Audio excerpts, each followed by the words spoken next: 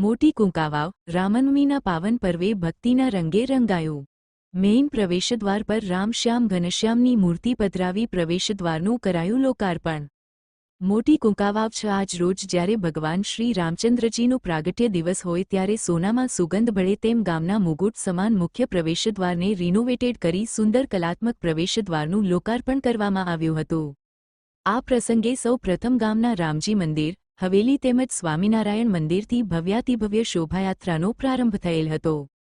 જુદા જુદા શણગારવામાં આવેલ ટ્રેક્ટરમાં ભગવાન શ્રી રામચંદ્રજી શ્રી કૃષ્ણ અને ઘનશ્યામ મહારાજની મૂર્તિ પધરાવી હતી। સાથે જલારામ બાપા ભોજલરામ બાપા અને ભગીરથ રાજાની મૂર્તિ પણ બિરાજમાન કરવામાં આવેલ હતી।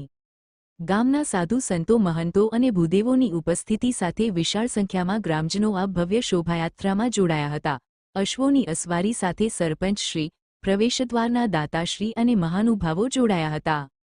સાંજના 5:00 કલાકે શોભાયાત્રા નીકળી અને ઢોલ તેમજ ડીજેના તાલે 7:00 કલાકે બસ સ્ટેન્ડ વિસ્તારથી મુખ્ય પ્રવેશદ્વાર સુધી પહોંચી હતી। આ પ્રસંગે કુંકાવાવ વડિયાના ધારાસભ્ય અને મુખ્ય દંડક કૌશિકભાઈ વેકરિયાની પણ શોભાયાત્રામાં ઉપસ્થિત રહેલ હતા।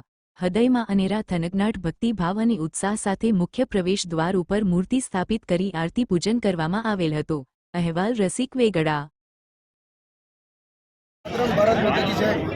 કુંકાવાવ મોટી ગામ ખાતે જ્યારે રામશ્યામ ઘનશ્યામ પ્રવેશદ્વારનું લોકાર્પણ તેમજ રામનવમીના પાવન ઉત્સવ નિમિત્તે જે આજે દાતાશ્રી જાદવભાઈ શામજીભાઈ સોરઠિયા હસ્તે રાજેશભાઈ જાદવભાઈ સોરઠિયા જેમને કુંકાવાવનો વતન પ્રેમ અને પોતાની લાગણીથી આ કુંકાવાવ ગામને આવી સરસ મજાની સોગાત જ્યારે રાજા મહારાજોએ દ્વાર બનાવેલો હોય અને તેને આજ સુશોભિત કરી અને ગામને રોશન કર્યું છે તે બદલ કુંકાવાવ ગામ વતી જાદવભાઈ સોરઠિયાનો હું ખૂબ ખૂબ આભાર વ્યક્ત કરું છું અને હંમેશા ભગવાનની કૃપા એમની પર બની રહે અને કુંકાવાવ ગામ વતી તેમની વતન પરસ્તી હંમેશા બની રહે તેવી દ્વારકાધીશને પ્રાર્થના। જય હિન્દ, જય ભારત।